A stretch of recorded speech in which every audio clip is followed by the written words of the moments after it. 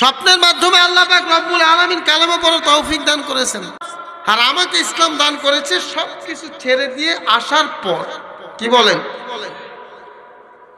আমি যে এই কথাটা বোঝানোর জন্য বলতেছিলাম যে আল্লাহ পাক রব্বুল আলামিন আমার মতো একটা হিন্দুর সন্তানকে কালেমার মালা পড়াইয়া মন্দির থেকে বাহির করে মসজিদে ঢুকাইতে পারে, কোরআন এবং হাদিস শিখাইয়া এইরকম স্টেজের ভিতরে কোরআন হাদিসের বয়ান করাইতে পারে, জাহান্নামের রাস্তা থেকে জান্নাতের রাস্তায় আনতে পারে।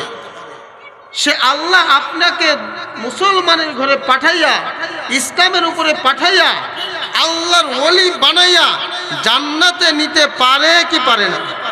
বেনামাজি যখন কবরে যায়, কবরের মাটি দুই পাশ থেকে এমন জোরে একটা চাপ মারবে, ওই চাপের চোটে এক পাজর হাড্ডিকে অপর পাজর সঙ্গে লাগাইয়া দেয়। একটু চিন্তা ভাবনা করো, দুনিয়ার জন্য কত কষ্ট করলাম, একটু ভালো থাকার জন্য, ভালো খাওয়ার জন্য কত কষ্ট করলাম, কিন্তু জাহান্নামের আযাব থেকে বাঁচার জন্য, কবরের আযাব থেকে বাঁচার জন্য কোনো আমল তো করতে পারি নাই, গুনাহ তো ছাড়তে পারি নাই। কবর আযাব সত্যতে কোনো সন্দেহ নাই।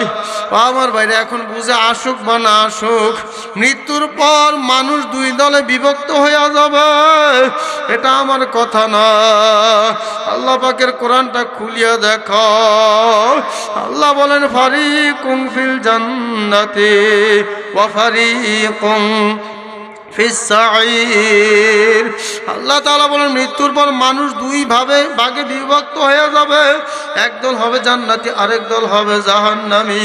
এখন তুমি জান্নাতে যাইবা না জাহান্নামে যাইবা, তুমি চিন্তা ভাবনা করে তারপর মাওলার কবরে যাইও। যদি গুনাহ নিয়ে হাসরের ময়দানে উঠো, হাসরের ময়দান কিন্তু কোনো সাধারণ ময়দান না। হাসরের ময়দান বড় কঠিন, বড় কঠিন। ওই দিন তুমি আর আমি তো ভালো কথা, হাসরের ময়দানে যখন মানুষগুলো উঠবে, দূর থেকে জাহান্নাম যখন দেখতে পারবে, দূর থেকে জাহান্নাম নাফরমান বেঈমান বেনামাজিদেরকে যখন দেখবে, দেখার পর জাহান্নাম উত্তেজিত হয়ে যাবে, মাওলাকে ডাকবার বলবে মাবুদ গো, তুমি আমাকে বানাইছো, তুমি কি খোরাক দিবা না? আজকে অনুমতি দাও, এই হাসরের ময়দানের নাফরমানদেরকে আমি গ্রাস করিয়া ফেলে। ও আমার ভাইরা, যখন নাফরমানদেরকে জাহান্নাম